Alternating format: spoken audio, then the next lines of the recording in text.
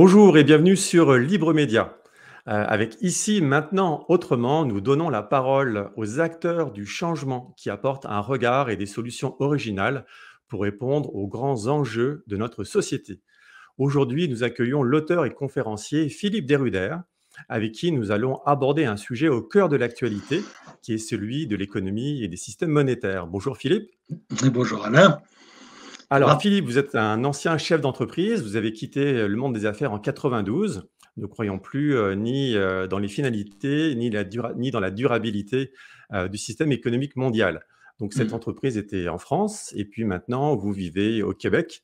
Donc vous avez travaillé, maintenant vous travaillez vraiment sur des voies économiques et monétaires alternatives pour que l'économie serve l'humain dans le respect de la planète.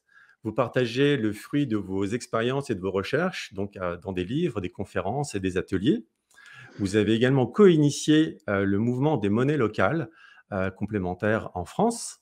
Vous faites également partie des éconologistes, qui est un groupe international de réflexion sur l'économie écologique et les systèmes monétaires. Et d'ailleurs, les éconologistes ont lancé un appel qui a été signé par plus de 500 personnes à ce jour et dont la thématique est la suivante: vers un modèle économique au service du bien commun. Alors, ça nous amène à évoquer les enjeux, sachant qu'au cours des dernières semaines, on voit que les crises économiques, les crises énergétiques et éventuellement la crise alimentaire ont relégué la crise de la Covid au second plan de l'actualité. Alors, selon vous, est-ce que le modèle économique actuel dominant, est-ce qu'il est responsable de ces crises systémiques se profilent un peu en cascade? Il y a un double aspect à la chose, je pense. Il y a un aspect politique, d'une part, parce qu'en fin de compte, la crise ou les crises que nous vivons sur le plan, par exemple, de l'inflation, des raretés de biens, provient des mesures qui ont été prises tant contre la Covid que contre le conflit Amérique-Russie, parce que dont l'Ukraine est le théâtre, mais l'Ukraine n'est qu'un prétexte dans tout ça. Donc en fait, c'est les mesures qu'il faut considérer, que ce sont ces mesures qui génèrent toute la désorganisation des circuits de production et de distribution. Mais le système économique, dans sa philosophie, si on peut parler de philosophie dans le système, est évidemment très, très responsable parce que c'est un système boiteux, c'est un système qui ne prend plus en compte, il s'enracine dans une histoire et dans une idéologie qui n'est plus du tout pertinente par rapport à la réalité humaine et environnementale de notre monde. Et on persiste, c'est un petit peu comme une foi religieuse, c'est-à-dire que l'idéologie domine et on veut maintenir quelque chose qui ne fonctionne plus, qui est assis en particulier sur la croissance. Le système économique ne peut pas vivre sans croissance, c'est-à-dire toujours plus de production, toujours plus de consommation, dans un système où la répartition et les inégalités sociales découlent directement de la financiarisation de l'économie. Donc le système, encore une fois, dans sa philosophie, est tout à fait responsable, mais en même temps est alimenté ou soutenu par des décisions politiques complètement aberrantes. Très bien. Et donc, quels sont dans ce que vous décrivez, les grands mécanismes du système actuel qui seraient générateurs des difficultés que l'on vit aujourd'hui? Alors, pour moi, enfin, et pour notre groupe des éconologistes, tout s'inscrit surtout dans la financiarisation de la société qui est faite par la création monétaire adossée à une dette. Donc, les monnaies aujourd'hui, ce n'est plus comme autrefois de l'or ou de l'argent, ce ne sont plus des biens matériels et précieux qui donc avaient une valeur propre et une rareté naturelle.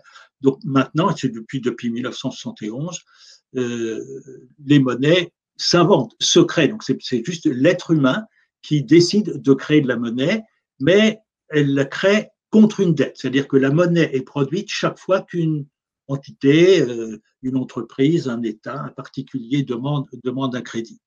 Et donc, le simple fait qu'il y ait une dette, qui dit dette, dit devoir rembourser cette dette. Et pour rembourser cette dette, il faut avoir des revenus. Et donc, le système ne peut prendre en compte une clientèle solvable, donc il y a toute une partie de la population mondiale qui est exclue, et que des projets rentables financièrement. Alors justement, on est aujourd'hui à un carrefour.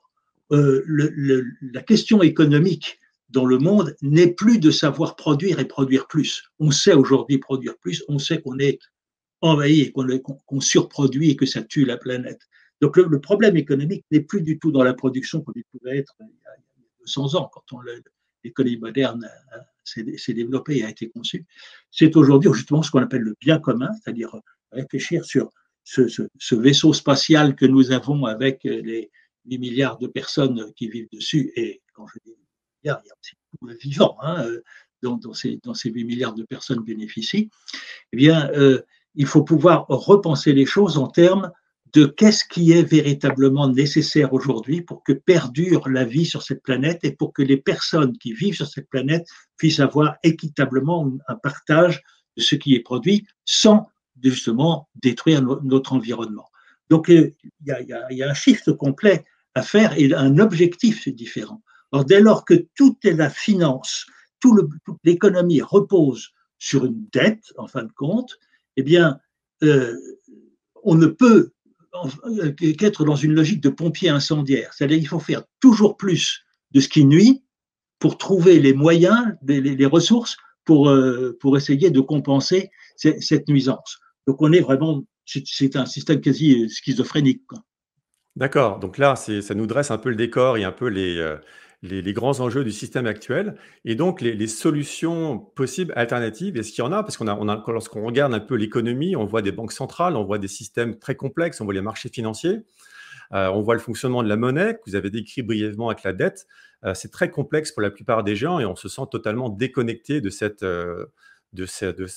systèmes qui semblent être véritablement absolument immuables, incontournables.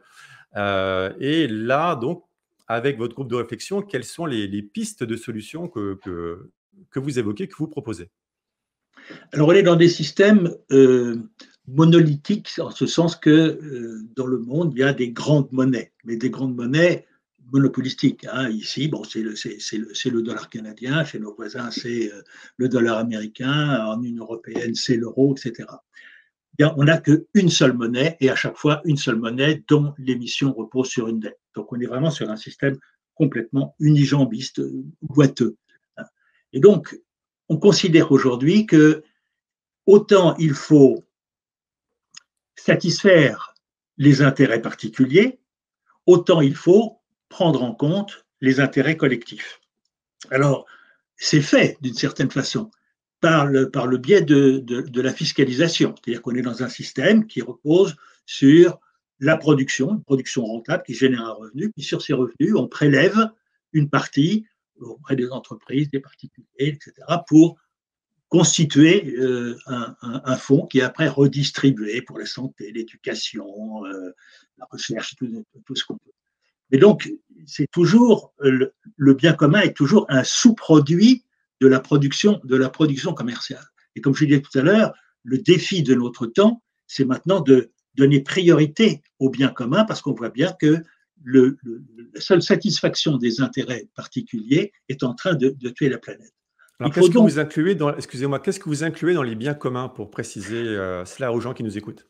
Alors, dans les biens communs, on peut mettre évidemment la santé, l'éducation de nos enfants, la recherche fondamentale, la justice, la sécurité, les choses de ce genre, mais bien sûr, la transition écologique, puisqu'on s'aperçoit qu'il y a une dégradation environnementale très profonde, et donc là, c'est énorme. Le chantier est absolument considérable, et donc il ne peut pas être financé par la simple fiscalité. Et il ne peut pas non plus dépendre de ce que la production veut bien lui reverser, parce qu'on voit bien le poids aujourd'hui dans les décisions politiques, le poids des lobbies industriels, et dans ce qu'on appelle des solutions vertes, c'est en fait du greenwashing le plus souvent, parce que tout est fait pour aller trouver des solutions dites alternatives ou dites vertes, mais pour continuer à élargir des marchés et satisfaire les intérêts dominants. Il faut donc vraiment faire une distinction entre l'intérêt particulier et l'intérêt collectif, tout en les mariant malgré tout, parce qu'on voit bien qu'en tant qu'un être humain, si on regarde comment on se positionne au niveau individuel, j'ai en permanence ces deux forces qui agissent en moi. Je cherche mon intérêt particulier, mon intérêt personnel, bien sûr, mais j'ai aussi un côté très altruiste et je sais bien que pour être heureux dans ma vie, je dois prendre en compte mon environnement, les personnes qui m'entourent, ma famille, bien sûr, mais mes amis, puis plus largement, les gens qui travaillent dans mon entreprise ou autre. Donc, on a ces deux forces qui sont en permanence, existantes en nous, qui ont tendance, ou trop tendance justement, à s'opposer, et qui, dans notre système économique, s'opposent réellement, parce que tout ce qui peut servir le bien commun se fait aux dépens de l'intérêt particulier, puisque c'est une ponction de la finance qu'on va chercher dans la production qui va permettre de financer le bien commun. Il faut donc les rendre autonomes, et donc c'est pour ça qu'il y a tout ce travail autour des monnaies complémentaires. Donc on vise une diversité monétaire. Une diversité monétaire, une qui satisfasse l'intérêt particulier et qui peut donc ressembler à ce qui existe actuellement, fondé sur une dette, car il est normal que quand je m'investis dans un projet, j'en prends le risque et donc je peux emprunter de l'argent pour le faire. Mais le bien commun, c'est complètement différent. Car le bien commun, son objectif, ce n'est pas de gagner de l'argent, c'est de rendre un service à la collectivité. Et pour ça, il faut rentrer dans une monnaie complémentaire émise gratuitement, qui n'a donc pas besoin d'être remboursée. Alors c'est tout un changement de paradigme qui est encore loin d'être accepté, et certainement pas par les économistes. Mais voilà l'objectif réel. C'est de véritablement pour prendre en compte ces deux forces qui s'exercent, mais ne plus les opposer, mais les rendre complémentaires par des monnaies différentes. Donc, par rapport à ces monnaies, complémentaires qui souvent sont locales, pouvez-vous un peu les décrire et nous dire si c'est déjà si c'est une utopie ou si c'est vraiment déjà des systèmes qui existent à certains endroits?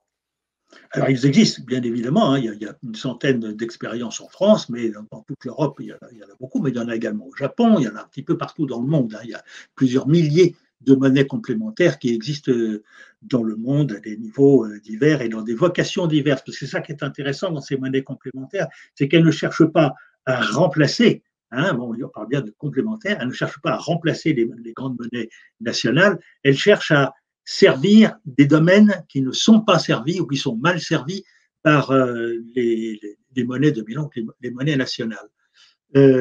Cela dit, elles n'ont, sur le plan économique aujourd'hui et même sur le plan social, que très peu de valeur ou de poids. Il faut pouvoir aller plus loin, il faut aller dans une diversité monétaire où ces monnaies sont reconnues et permettent une plus grande fluidité, c'est-à-dire que toute la richesse ou toute la valeur d'une monnaie est dans son acceptation. Et dans toutes les grandes monnaies nationales, elles ont pouvoir légal, donc on a par la loi obligation de les accepter. Alors que toutes les monnaies complémentaires sont volontaires, c'est-à-dire que les acceptent ceux qui acceptent de les accepter. Et Voilà, et donc, donc ces monnaies complémentaires, qui les crée? Est-ce que c'est des institutions? Est-ce que c'est, des parties du gouvernement ou c'est des initiatives locales? en général, ce sont des initiatives locales, citoyennes, et c'est ça qui est intéressant parce que justement, là, le citoyen est de nouveau interpellé. Et ça, c'est un magnifique outil. Euh, Même si elles n'ont que très peu de poids dans le paysage global, c'est vraiment le germe d'une réappropriation par le citoyen de son véritable pouvoir d'être humain et d'exprimer euh, les véritables désirs qu'il peut avoir. Donc c'est un pouvoir monétaire, économique et politique à la fois. Et donc, euh, c'est très encourageant parce que le défi aujourd'hui, on est dans des systèmes très pyramidaux, hein, des systèmes top-down, comme on dit, où tout nous est parachuté et tout nous est plus ou moins imposé, enfin de plus en plus imposé par des entités dominantes, financières derrière les politiques, hein. Et donc, le défi de l'humanité aujourd'hui, c'est de grandir dans sa dimension citoyenne et sa dimension humaine pour reprendre pouvoir sur notre devenir. On a tellement été infantilisé, on est toujours très infantilisé, à attendre d'un gouvernement ou à attendre que les autorités décident pour nous et fassent notre bonheur à notre place. Ces expériences de monnaie locale et autres, hein, il n'y a pas que les monnaies locales, ces expériences ont toute leur valeur dans le fait que ce sont des expériences citoyennes dans lesquelles l'être humain, à la base, reprend sa puissance. D'accord, donc là, des initiatives qui sont vraiment prises en charge par les citoyens, donc indépendamment des systèmes, classiques de décision monétaire, indépendamment des gouvernements. Donc vous avez dit que ça se développait, en Europe et puis un peu partout dans le monde. Est-ce que vous pouvez nous donner juste une illustration concrète d'un fonctionnement d'une monnaie locale, par exemple, pour que les gens comprennent, de manière plus concrète comment ça fonctionne? Bah, En je quelques prends le modèle qui se développe en France actuellement. Donc, ce sont des associations de personnes. On peut démarrer avec 3, 4 ou 5 personnes hein, qui décident de créer une monnaie. Et donc, elle va aller voir la population, les commerçants autour d'elle. Et puis, on va dire, ben voilà, on va émettre le Scooby-Doo. Prenons ce nom, peu importe. On va donner un nom à cette monnaie, un nom qui est souvent connoté pour des spécialités, des spécificités locales, pour que ce soit bien ancré dans le territoire.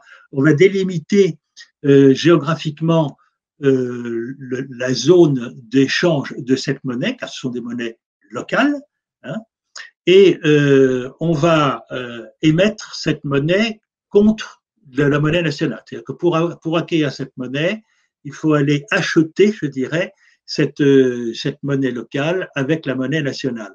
Donc l'association reçoit la monnaie nationale qu'elle va placer sur un compte épargne le plus souvent éthique. Donc là, encore faut-il trouver l'organisme financier qui va pouvoir utiliser cette monnaie de façon éthique pour soutenir des projets locaux. Et on va recevoir donc en contrepartie de la monnaie locale qui va pouvoir servir à nos achats auprès des commerces et entreprises locales. Dans un esprit, toutes ces monnaies locales sont adossées à une charte de valeurs, donc dans un esprit social, environnemental, responsable, pour donner un élan et une bouffée donc, supplémentaire, donc une direction favorisant une évolution de nos pratiques. Alors c'est sûr que ça ne peut pas avoir un effet immédiat très salutaire, mais c'est vraiment une intention.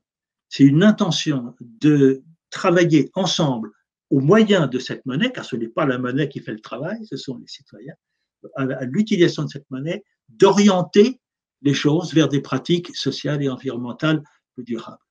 Excellent, Il y a par donc exemple aussi, j'ai un autre exemple, si c'est possible encore, par exemple au oui, Japon, oui. le fonds Ikoku a été décidé par c'est un système d'aide à domicile des personnes âgées. Donc, par exemple, des jeunes qui sont installés dans une ville quelconque, peu importe, mais éloignés de leurs parents, peuvent aller donner du temps à des personnes âgées en termes de soins et de services, et ils vont recevoir cette monnaie locale, cette monnaie de service, qu'ils vont pouvoir envoyer à leurs parents, qui à leur tour pourront utiliser des systèmes d'aide à domicile chez eux. Donc, il y a vraiment des facettes très différentes. C'est ça qui est intéressant dans les monnaies locales, c'est qu'on va pouvoir servir des zones très particulières de services et d'orientation pour aller vers un monde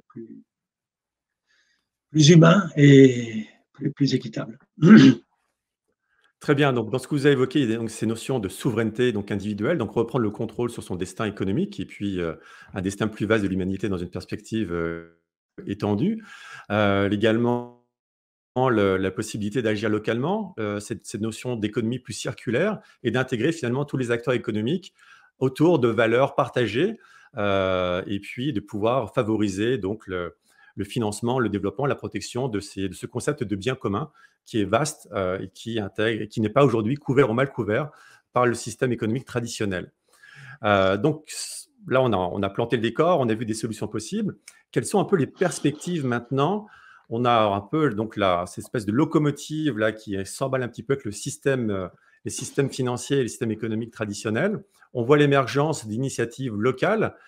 Comment voyez-vous les 5, 10, 15 prochaines années en termes de perspectives et de cohabitation ou de disparition, d'évolution de ces modèles radicalement différents? Je ne les vois pas d'une façon précise, parce que là, il faudrait être dans la domination. Mais bon, on a deux grandes tendances aujourd'hui. Donc, on a la tendance mondialiste telle qu'on l'appelle, avec cette histoire de gouvernement mondial par derrière, mais qui devient très, très, très palpable. Donc, c'est une vision matérialiste de la vie qui se heurte aujourd'hui d'abord à un problème démographique. Je crois que les élites qui sont derrière tout ça considèrent évidemment qu'à 8 milliards, 9 milliards, 10 milliards d'habitants, le monde n'est plus supportable et qu'il va falloir aller vers une diminution drastique de la population. Et c'est pas quelque chose de caché, c'est pas un discours complotiste que je suis là, c'est officiellement déclaré. Hein, on voit bien avec, entre autres, le transhumanisme, combien on veut aller vers un système plus eugéniste, quoi. Hein. Donc, l'objectif, c'est de réduire la population et donc de pouvoir rééquilibrer la consommation et la production par rapport à une population plus ajustée. Et donc il y a ce côté très matérialiste aujourd'hui qui s'appuie sur la numérisation de la société, un contrôle de plus en plus contraignant de ce que l'on consomme, de ce que l'on fait, hein, tout le développement de l'intelligence artificielle, entre autres, c'est pour aller vers une espèce d'auto-régulation, d'autocensure, mais d'un contrôle effectif, parce que ça me permettra effectivement d'avoir, pourquoi pas, des certains quotas de possibles de consommation de tel ou tel bien. Hein. Donc, on va dans une société donc, très centrée sur l'avoir et sur un avoir contrôlé et limité.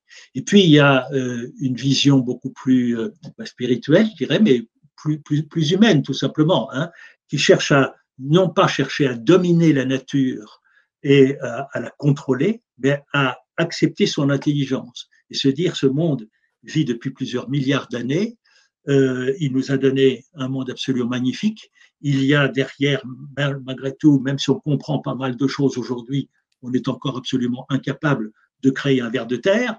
Hein, donc, c'est une intelligence qui nous dépasse, et donc l'objectif, c'est de pouvoir, au contraire, s'ajuster, mais s'ajuster par notre conscience. Et donc là, c'est quelque chose qui est une réconciliation qui est ancrée dans l'acceptation de ce qui est, et en particulier la mort, hein, ce qui n'est pas accepté par les transhumanistes, hein, entre autres. Hein.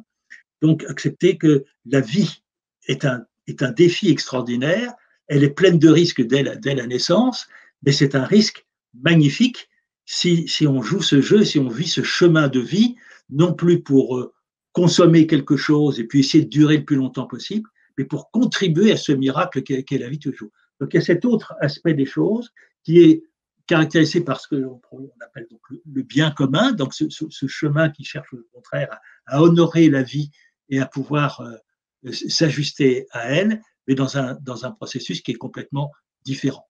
Hein. On n'est plus dans la diminution, dans le contrôle et la domination, on est dans l'ajustement et dans la réconciliation avec le vivant. Alors là, bon, qui gagnera, je ne sais pas, hein, c'est à nous, oui. C'est l'être humain, chacun d'entre nous, ça ne va pas parachuter par nos élites, c'est à chacun d'entre nous de prendre notre place là-dedans et de choisir notre temps. Très bien. Écoutez, Philippe, merci beaucoup pour cet éclairage. Donc, ici, maintenant, autrement, avec Philippe Desrudères. Donc, nous avons évoqué les problèmes de système économique, les enjeux, les solutions possibles. Et puis, on a finalement conclu sur ces deux visions du monde radicalement différentes qui sont en train de s'affronter ou en tout cas de coexister sous des formes qui sont intéressantes d'observer dans les prochaines années. Philippe, merci beaucoup encore.